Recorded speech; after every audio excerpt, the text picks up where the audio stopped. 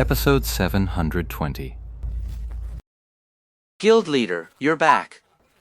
President, what are you planning to do this time around? Guild leader going for the record.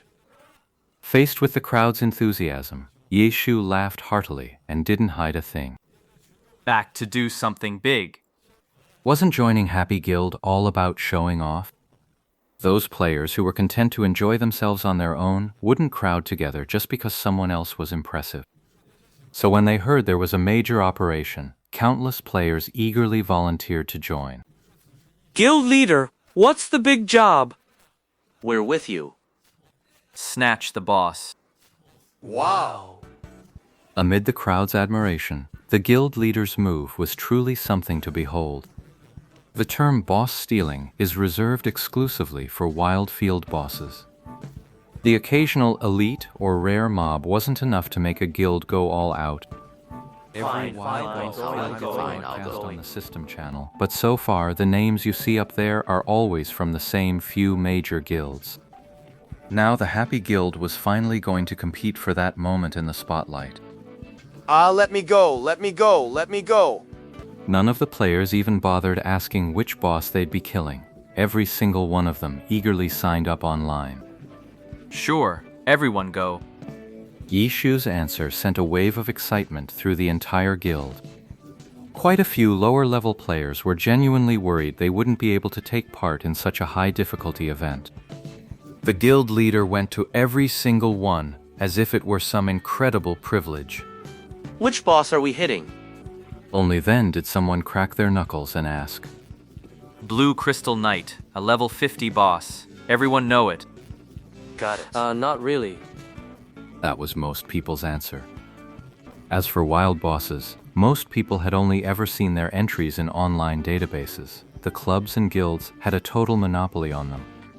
Anyone who doesn't know can look it up online, get a general idea. Those who already know, head to the western deserts for leveling.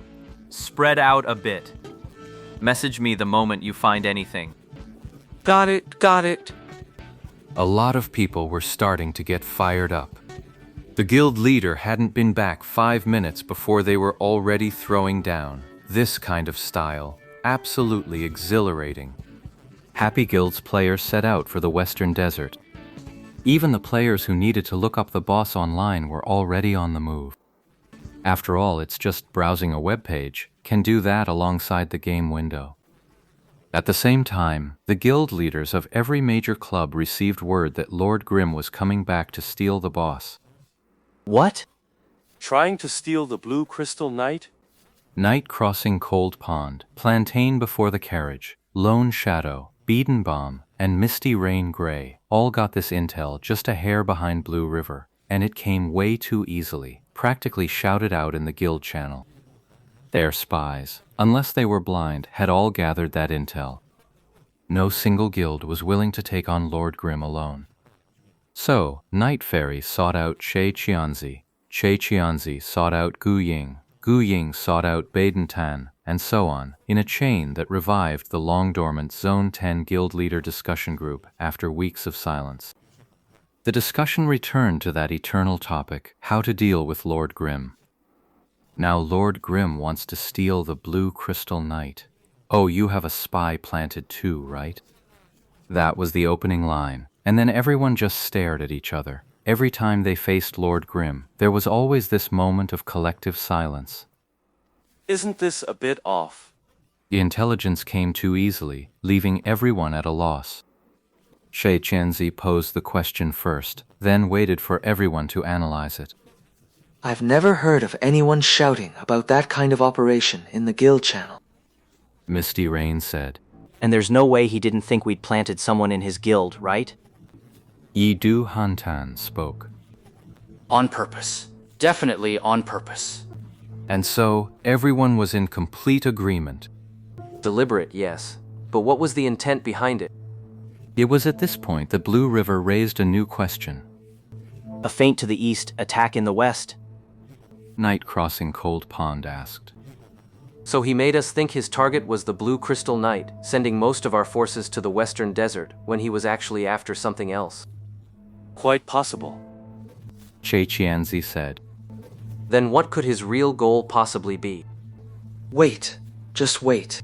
What if his real target is the Blue Crystal Knight, and he's making us think he's feinting east to attack west, just to throw us off? Misty Rain spoke again. Then why didn't he just keep his mouth shut? Our attention was split to begin with. Who's going to keep an eye on that one boss all day? Makes sense. Night crossing the cold pond acknowledged Blue River's point. So he was still fainting. Qianzi said. Their guild members are already on the move. Misty Rain said. Everyone, how are we supposed to pull that off? Everyone was stunned. When they went after a boss, they sent elite teams or core squads, rarely the whole guild. They knew every boss meant competition, and if every large-scale operation turned into a world war, everyone would end up severely weakened. Especially with the new server's foundation still unstable, no one dared to act rashly. Everyone kept their strength in check, cautious and restrained. After all, nothing here was truly worth fighting over. This was the common zone, a super rare item here, and one from the heavenly domain weren't even on the same level. A key reason was that there were 10 ordinary zones, but only one heavenly domain. But now, Happy Guild wasn't following the unspoken rules between clubs. They just had their entire guild charge in with a wind howl, leaving the club guilds completely at a loss. If they stuck to their usual elite squad tactics, even with the best players, they'd still be swallowed up by sheer numbers.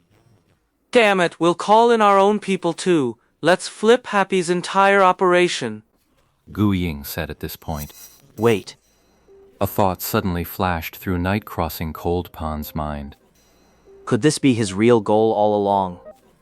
From his perspective, he knows exactly how a team like ours operates. He deliberately mobilized such a large force just to lure all our elites away, then make his move somewhere else? Highly possible. By the time we get the news and move, we might already be too late. Qianzi agreed as well. Hold on. This is a wild boss. Its respawn timer doesn't bend to his will. He's using this Blue Crystal Knight as a diversion. What if the Knight spawns before his real target does? Then all his scheming was for nothing. Misty Rain said. No. You should think of it this way. His forces have already gathered in the western desert, so we have to engage him there. If his target spawns before the Blue Crystal Knight, then his scheme has already succeeded. If the Blue Crystal Knight really does spawn first, he can just switch targets and do it all over again.